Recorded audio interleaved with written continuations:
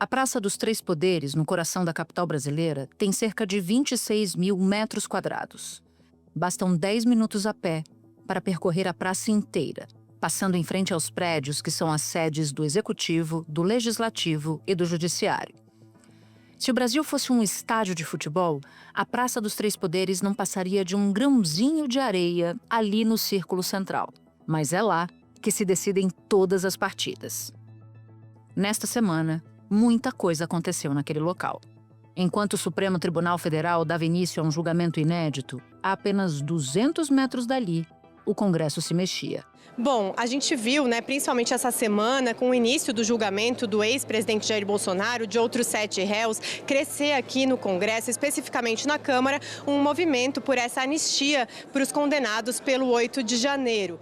Sabendo que precisam do capital político do ex-presidente para as eleições de 2026, as lideranças da direita e do centrão se uniram em torno da pauta e apertaram o torniquete para fazer o projeto andar na Câmara. Partidos como União Brasil, Republicanos e PP manifestaram apoio a essa iniciativa. O líder do União Brasil, Pedro Lucas, por exemplo, ele chegou a dizer que essa iniciativa da anistia, ela poderia conter, inclusive, o nome do ex-presidente Jair Bolsonaro. Partidos do Centrão, com ministérios no governo Lula, anunciaram o desembarque da base do governo. O União Brasil e o Progressistas ameaçaram punir os filiados que não deixarem o governo Lula. Os dois partidos têm integrantes nos ministérios do Turismo, com Celso Sabino, e do Esporte, com André Fufuca. No Senado, o vento sopra na mesma direção, mas em versão mais light. O presidente da Casa, Davi Alcolumbre, já deu sinalizações claras que ele não quer o avanço dessa pauta da anistia. Inclusive, ele tem trabalhado um texto paralelo, tanto com aliados como o ex-presidente do Senado, Rodrigo Pacheco, como também com ministros do Supremo, para ter um projeto mais moderado que não seria uma anistia, e sim uma recalibragem dessas penas que foram impostas para os condenados do 8 de janeiro. E também teria um porém mais importante, que seria um projeto que seria destinado só para os participantes do ato do 8 de janeiro e não para os organizadores nem para os financiadores. Então isso não contemplaria, por exemplo, nem Bolsonaro, nem esses outros réus, aliados dele, que estão sendo julgados nessa semana, também na próxima. E na terceira ponta da praça, o Palácio do Planalto tenta se fazer ouvir. Nós corremos o risco da anistia. O Congresso tem ajudado o governo aprovou quase tudo que o governo queria, mas a extrema-direita tem muita força ainda. Então é uma batalha que tem que ser feita também pelo povo, tá? Da redação do G1, eu sou Natuzaneri e o assunto hoje é a pressão pela anistia do golpe. Eu converso com Bernardo Melo Franco, colunista do jornal O Globo e comentarista da rádio CBN. Sexta-feira, 5 de setembro. Bernardo, foi muito impressionante essa semana. O julgamento acontecendo no Supremo Tribunal Federal e crescendo vertiginosamente a operação para emplacar a anistia de Bolsonaro. O que aconteceu? Porque até a semana passada o Centrão não parecia embarcar. E aí, do nada, feito tromba d'água, o Centrão entrou no circuito. Pois é, Natuza, acho que o fato novo tem nome e sobrenome, Tarcísio de Freitas. Governador de São Paulo, é pré-candidato a presidente da República em 26, ele quer os votos da família Bolsonaro e ele vinha sendo muito cobrado pelos filhos do ex-presidente, chegaram a chamá-lo de rato, junto com os outros governadores de direita que também querem ser candidatos. E o Tarcísio, da semana passada para essa, ele resolveu entrar de peito aberto na pauta da anistia. Então, na segunda-feira, ele faz um café da manhã no Palácio dos Bandeirantes com o presidente do Republicanos, Marcos Pereira, que sai de lá dizendo que o cardápio da conversa foi anistia. E no dia seguinte, na terça-feira, enquanto o Supremo começava a julgar Bolsonaro e os generais acusados de golpe, o Tarcísio pega um avião em São Paulo, desembarca em Brasília e vai conversar com o presidente da Câmara, Hugo Motta. Sobre o quê? Anistia.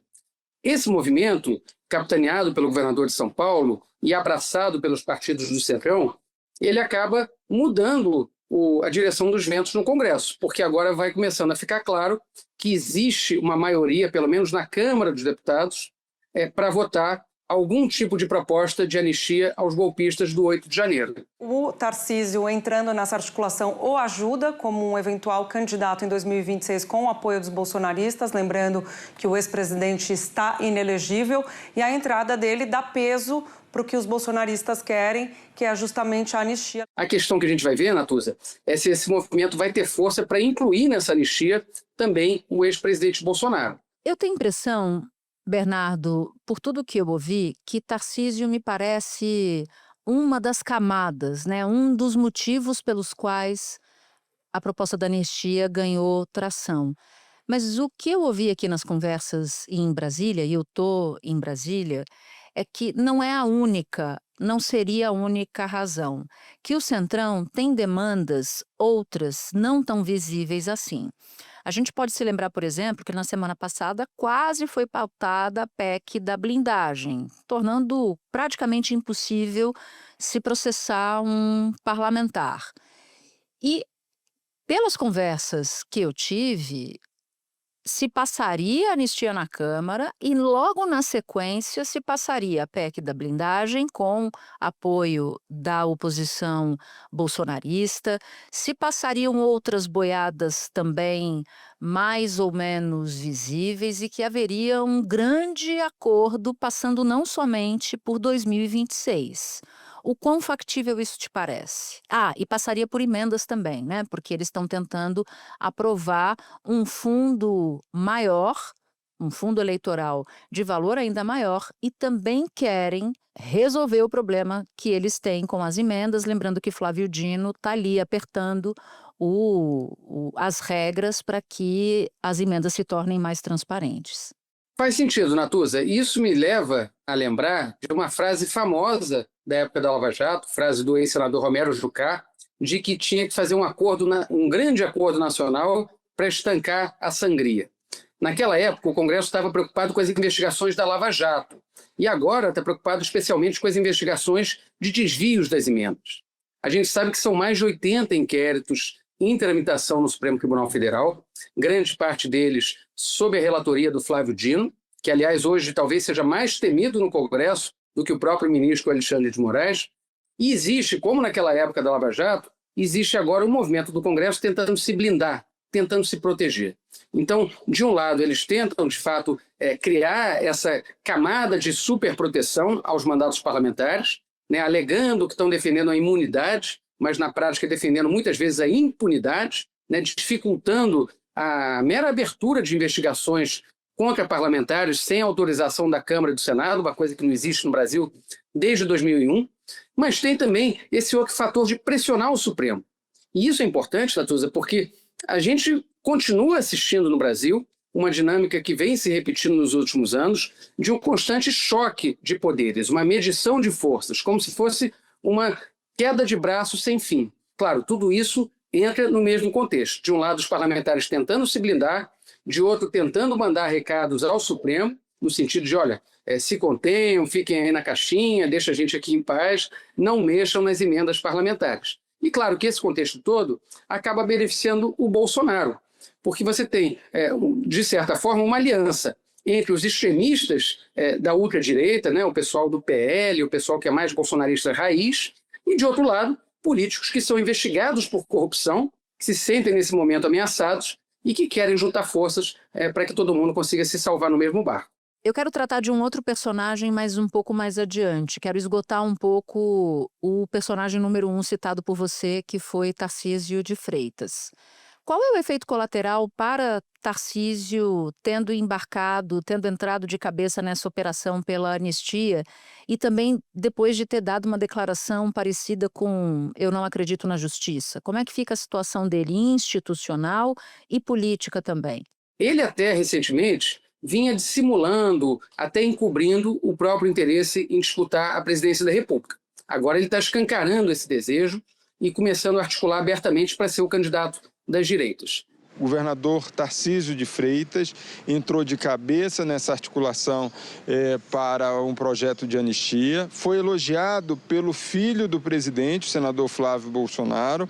É um gesto de aproximação, ou seja, o Centrão como um todo está entrando nesse movimento de um projeto de anistia e com vistas aqui a uma reciprocidade, Bolsonaro apoiar Tarcísio em 2026. Qual que é o problema nisso, Natuza? É que o Tarcísio, ele tenta combinar dois figurinos na mesma pessoa.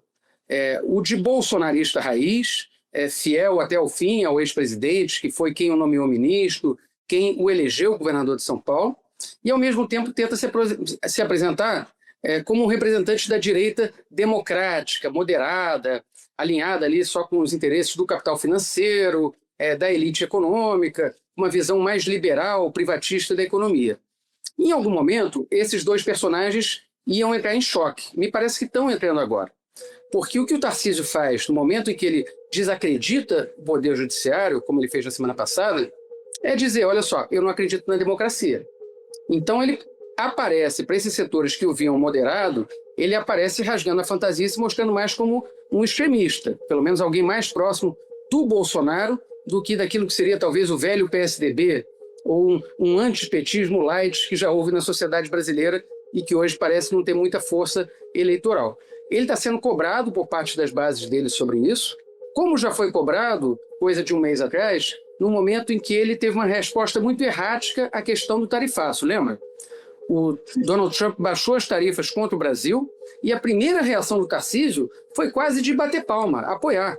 Ele criticou o presidente Lula pelas tarifas do Trump.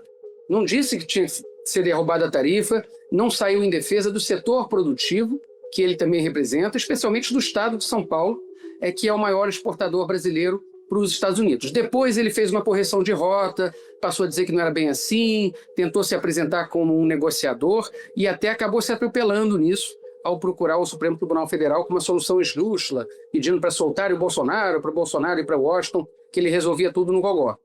Me parece que o Tarcísio está, de novo, correndo o risco de meter os pés pelas mãos, porque ele está indo com muita sede ao pote para se credenciar como candidato bolsonarista e está fazendo coisas que não são recomendáveis para um candidato que vai precisar também de votos do chamado centro.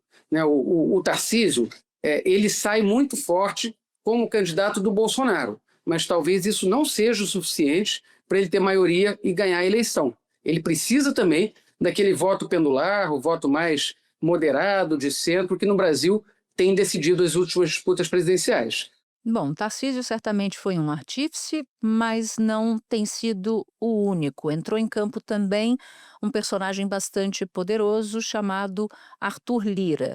Qual foi o papel de Lira, que esta semana visitou Bolsonaro em prisão domiciliar, para essa proposta da anistia ganhar força? Essa visita foi muito simbólica, né? Porque ele vai à casa do Bolsonaro, ou seja, a prisão domiciliar do Bolsonaro, na segunda-feira, exatamente na véspera do início do julgamento. E não foi lá fazer uma visita de cortesia, ele foi justamente organizar a campanha, a estratégia para botar na rua o carro da anistia. Foi isso que ele fez. E se tem algo que ficou muito claro nas últimas semanas em Brasília, Natuza, é que o Arthur Lira ainda manda e manda muito. Ele é, na prática, ainda o presidente de fato da Câmara. O Hugo Mota é o presidente de direito. Mas o Arthur Lira foi ele, no gabinete dele, que conseguiu fazer um acordo para encerrar aquele motim bolsonarista que ocupou a cadeira do presidente durante quase 30 horas, né? Uma coisa inédita que a gente assistiu agora mesmo, no começo de agosto. Nessa primeira reunião, o presidente da Câmara, Hugo Mota, do Republicanos, ameaçou suspender o mandato de quem se recusasse a deixar a mesa e convocou sessão de votação para as 8h30 da noite. A reação não deu certo. Quando o deputado chegou à Câmara, a mesa continuava ocupada. Foi preciso mais uma rodada de negociação que durou 2 horas. Ainda assim, quando entrou no plenário, Hugo Mota foi impedido de se sentar na cadeira de presidente. Isso é um absurdo. Ninguém que é eleito tem que pedir favor para sentar na sua cadeira. Isso é uma vergonha. O Hugo Mota saiu menor nessa crise, mas a democracia também saiu fragilizada. É a lei do golpismo mesmo, do golpismo. E foi o Arthur Lira que resolveu essa parada para que o Hugo Mota pudesse voltar a se sentar na cadeira. E como é que ele resolveu? Já naquele dia, negociando com a bancada bolsonarista, com o líder do PL, que eles embarcariam num projeto de anistia, né, que o Centrão daria o apoio dele, portanto, os votos necessários, para aprovar essa pauta, que é uma pauta bolsonarista. Então, me parece que o Arthur Lira agora, embora ele esteja menos vocal, ou seja, ele está atuando mais de bastidor, ele é, sim, um personagem fundamental nessa articulação para botar a anistia em andamento. E é importante lembrar também que o Arthur Lira é um dos principais líderes do PP, que agora está coligado com o União Brasil, numa federação que tem a maior bancada da Câmara, a maior bancada do Senado, e que já expressou o seu desejo de estar na coligação do Tarcísio de Freitas em 26. Então veja que são movimentos intrincados, né? A direita está se reorganizando diante da previsão da condenação, da eventual prisão do Bolsonaro, e nessa reorganização está tentando passar a anistia como um fator de coesão dessas forças para que elas estejam unidas daqui para frente. É um movimento curioso, porque se de um lado eles querem anistiar Bolsonaro, do outro, o Centrão não quer ouvir falar em devolver a elegibilidade de Bolsonaro. Só que o líder do PL, que é o partido do ex-presidente lá na Câmara, o Sóstenes Cavalcante, diz que não aceita nenhum tipo de discussão de anistia que não passe por Bolsonaro e quer também, e aí não foi ele que disse, mas os bastidores dão conta disso, de querem também devolver a possibilidade de Bolsonaro se candidatar nas próximas eleições. O problema, Bernardo, é que a gente não tem um texto desse projeto de anistia, né? A gente está falando de anistia, a anistia está crescendo, mas não tem um texto que, de fato, mostre, que condense todas essas ideias. Mas aí surgiu um outro personagem, que foi o presidente do Senado, Davi Alcolumbre. Você citava que o Hugo Mota é um presidente... Você não disse isso com essas palavras, mas é uma conclusão que todos têm em Brasília, de que o Hugo Mota é um presidente da Câmara muito frágil, muito fragilizado, tanto que Arthur Lira é quem está concentrando o poder agora. Mas que no Senado, Davi Alcolumbre já entrou dizendo, não, vou fazer um texto intermediário. Conta essa história pra gente. Pois é curiosa a situação do Hugo Mota, né? Porque ele foi eleito praticamente como candidato único na Câmara. Nunca um presidente da Câmara teve tanto voto para sentar naquela cadeira. E aparentemente, Natuza, nunca um presidente da Câmara se enfraqueceu tanto em tão pouco tempo. E veja que não foi nenhum escândalo que abateu o Hugo Mota, foi só a falta de liderança dele e o fato de ele ter assumido esse cargo devendo tanto a tanta gente. Quer dizer, ele não está conseguindo se firmar como um líder, não está conseguindo se firmar como um comandante. Na verdade, parece que ele está um pouco à deriva. E foi isso que ficou muito claro naquele episódio do motim. No Senado, a banda toca diferente. Quer dizer, o Davi Alcolumbre ele tem total domínio do plenário. Ele é hoje um dos presidentes do Senado mais poderosos que a gente viu nos últimos anos, sem dúvida nenhuma. E ele tem comandado, enfim, ele só bota para votar aquilo que ele realmente deseja que seja aprovado. Enquanto estava rolando o julgamento da tentativa de golpe, o Senado aprovou um projeto que muda a lei da ficha limpa. O presidente do Senado, Davi Alcolumbre, do União Brasil, deixou de presidir a sessão para defender o texto, que, segundo ele, não afrouxa a lei. Eu faço questão dessa modernização, dessa atualização da legislação da lei da ficha limpa, para dar o espírito do legislador quando da votação da lei. A inelegibilidade, líder Everton, ela não pode ser eterna. Para virar lei, essa medida só precisa agora da sanção do presidente Lula e, basicamente, ela muda a partir de quando a punição da inelegibilidade começa a valer, que são aqueles 8 anos em que quem foi condenado não pode, fica proibido de se candidatar. E estende esse poder dele também para as comissões. A CCJ do Senado, por exemplo, só vota nomeação de autoridades, sabatina de ministros, quando ele deseja. Então ele tem muito poder, diferentemente do Hugo Mota, e tem usado esse poder a seu favor. O Davi Alcolumbre é um personagem meio camaleônico, meio anfíbio. Quando o Bolsonaro era presidente, ele foi um aliado do Bolsonaro. Agora que Lula é o presidente, ele é um aliado do Lula. E ele costuma cobrar caro por essa aliança. Ele agora mesmo tem 2 ministros indicados no governo Lula, e tem servido, de fato, como uma espécie de um anteparo às pautas mais de direita que são aprovadas na Câmara dos Deputados. Nesse caso da anistia, claramente o Davi Alcolumbre é contrário a uma anistia que inclua o Bolsonaro. Já disse isso abertamente. E ele está costurando para algo que a família Bolsonaro tem chamado de anistia light, ou seja, perdoar os crimes daqueles personagens do 8 de janeiro, especialmente os anônimos, que invadiram, depredaram prédios públicos, mas sem melar o julgamento que está em curso no Supremo Tribunal Federal. Aliás, o próprio Alcolumbre também tem sido terminantemente contrário à abertura de qualquer pedido de impeachment contra ministros do Supremo. De certa forma, ele está sendo um esteio ali de um equilíbrio entre os três poderes, porque se dependesse só da Câmara, Natuza, possivelmente essa crise estaria mais aguda do que agora. A gente ouviu alguns parlamentares do Centrão aqui na Câmara dos Deputados e eles mesmos já estão admitindo que o texto que pode avançar antes é aquele texto que está sendo costurado pelo presidente do Senado, Davi Alcolumbre. Vale dizer, não é um texto que anistia ninguém, mas é um texto que reduz as penas. E isso pode tirar muita gente da prisão, mas pode também pode ter uma redução de penas para quem ainda está sendo julgado e isso pode incluir Jair Bolsonaro. Mas não é uma anistia nesse momento. O que eu escutei de parlamentares do Centrão é o seguinte: Hugo Mota, nas palavras de um importante líder do Centrão, está entre a cruz e a espada, que ele está, inclusive, bastante enfraquecido aqui na Câmara dos Deputados, e o que dizem é que quem tem a bola da vez, quem manda na pauta, é o presidente do Senado, Davi Alcolumbre. Agora, o que vai ser votado, aprovado mesmo, a gente só vai saber lá na frente, até porque o Congresso é o zero em vezeiro em botar em pauta um projeto e aprovar um projeto completamente diferente. Isso pode ser feito por meio de emendas, pode ser feito por meio de destaques, pode ser feito por acordos de última hora. Inclusive, tem ministros do Supremo, Natuza, chamando atenção para esse risco do projeto da anistia acabar se tornando uma espécie de um cavalo de Troia. Ou seja, o Congresso faz lá um acordo, vamos votar anistia apenas para a Débora do Batom, para o vendedor de sorvete, e aí chega na hora, esse projeto lá dentro, escondido, traz junto a anistia para os golpistas do Estado-Maior do golpe, né? Para os generais, para os oficiais de alta patente, para o próprio ex-presidente Bolsonaro.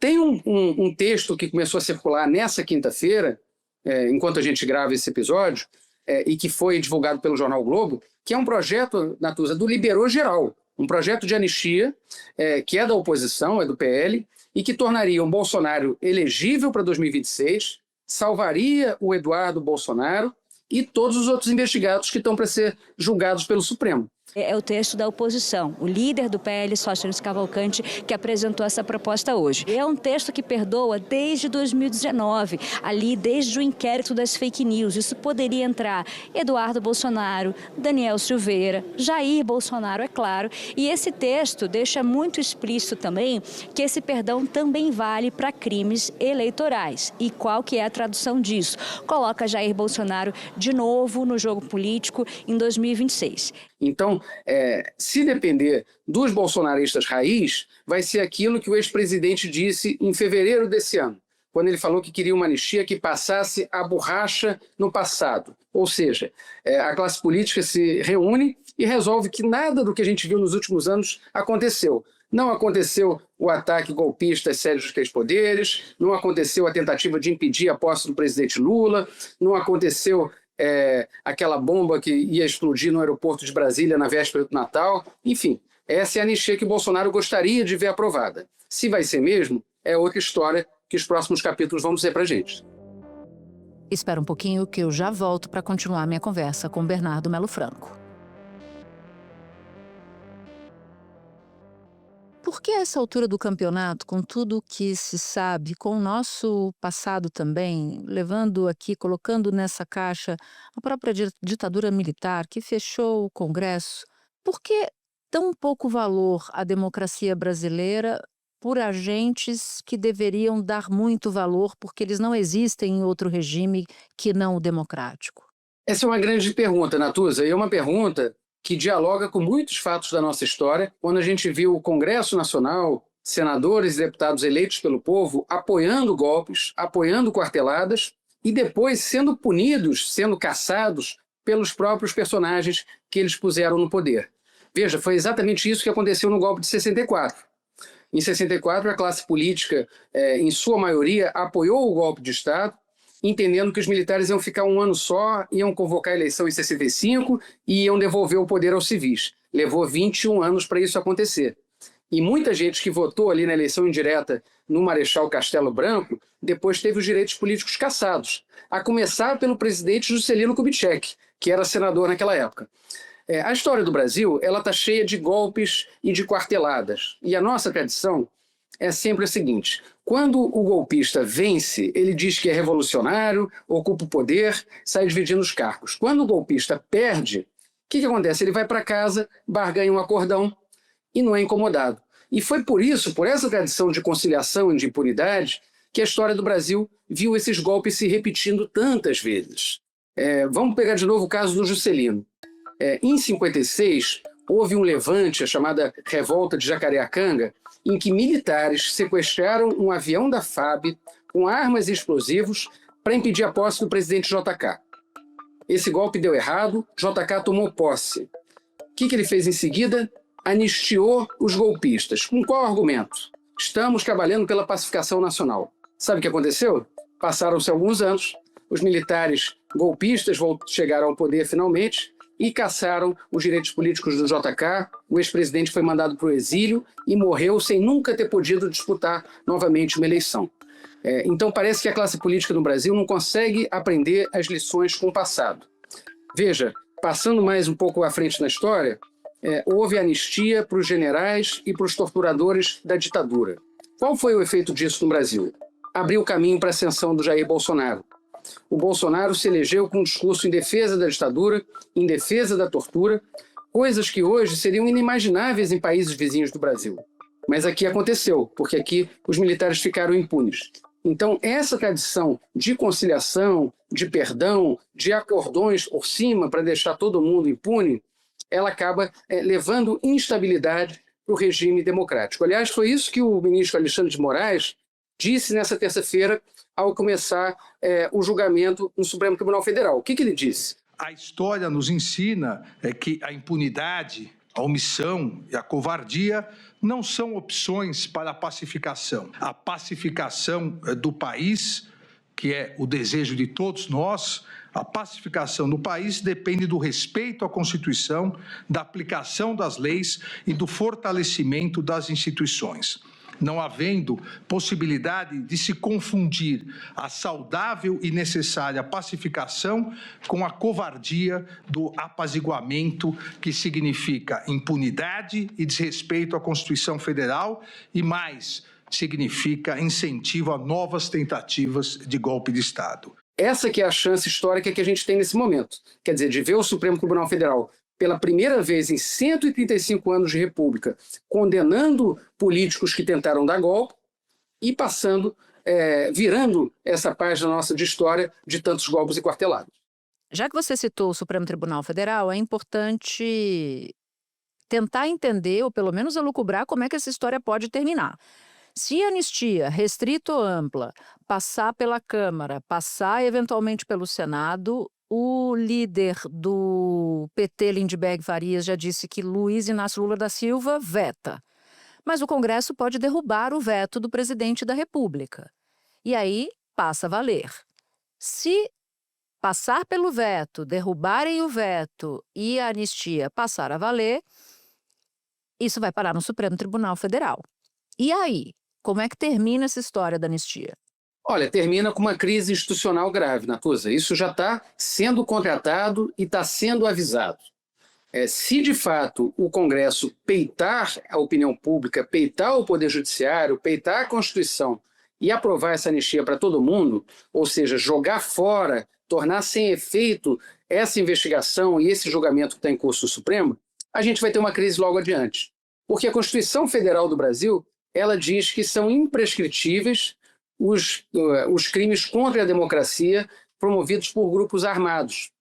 Portanto, é quase certo que o Supremo Tribunal Federal, lá na frente, ia declarar inconstitucional essa anistia, se ela de fato for dada dessa forma indiscriminada, para todos os crimes que foram cometidos nos últimos tempos no Brasil. Então, de fato, se a gente está num ambiente de crise institucional tão prolongada, de conflito entre os três poderes, de dificuldade para retomar o diálogo na sociedade, o que essa anistia vai produzir vai ser mais polarização, mais divisão social e mais atrito entre a classe política e o Poder Judiciário. É uma crise praticamente contratada, caso isso, de fato, vá adiante no Congresso. Mas o Supremo me parece que já disse o que pensa de algo assim, né? Porque em 2023, depois que Bolsonaro concedeu o perdão presidencial para Daniel Silveira, que foi condenado por atacar o Supremo, por atacar o Estado Democrático de Direito, houve uma votação ampla e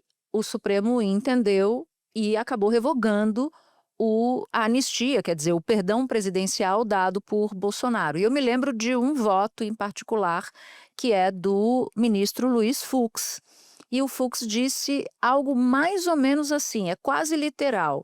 O Estado Democrático de Direito é cláusula pétrea da Constituição. Não pode ser mudado nem por emenda constitucional. Então, se atenta contra o Estado Democrático de Direito, se está fazendo algo contrário à Constituição brasileira. Então, o fim dessa história, me parece, que tende ao Supremo considerar a anistia inconstitucional, não? Tudo indica, Natuza. Só é importante a gente lembrar que no Brasil os ventos jurídicos também mudam conforme os ventos políticos, muitas vezes. Me parece muito difícil que essa anistia, mesmo que venha a ser aprovada no Congresso, ela entre em vigor, pelo menos durante o governo Lula. Mas vamos pensar por hipótese que em 2026 um candidato da direita, talvez o Tarcísio, talvez algum parente direto do Bolsonaro, se eleja presidente. Aí sim, eu imagino que a direita, a partir de 2027, começa a ter uma chance maior de mudar esse estado de coisas. Até porque vão se aposentar 2 ministros do Supremo, portanto, o próximo presidente vai ter o poder de nomear 2 novos ministros. E, como dizia o ex-ministro Pedro Malan, no Brasil, Natuza, até o passado é incerto. A gente já viu muitas reviravoltas no Poder Judiciário, a gente já viu muitos personagens serem dados como fora do jogo e, de repente, reaparecerem em cima do palanque. Então, não vejo como impossível que o Bolsonaro, em algum momento, seja beneficiado por essa anistia que ele tanto deseja. O que me parece difícil é que essa anistia saia agora, especialmente antes da eleição de 2026. Ou seja, no Brasil, o jogo nunca acaba quando termina, né? É muito impressionante isso. Bernardo, muito obrigada por ter conversado com a gente aqui. Sempre um prazer. Semana que vem vamos ter mais trabalho com o julgamento. Se você ouviu o episódio até aqui, eu vou te fazer um convite. Baixar o aplicativo do G1 no seu celular. Por lá, você pode ouvir o assunto, claro, e pode também acompanhar todas as notícias do dia em tempo real e de graça. Este foi o Assunto, podcast diário disponível no G1, no YouTube ou na sua plataforma de áudio preferida. Comigo na equipe do Assunto estão Mônica Mariotti, Amanda Polato, Sara Rezende, Luiz Felipe Silva, Thiago Kazuroski e Carlos Catelan. Eu sou Natuza Neri, fico por aqui. Até o próximo assunto.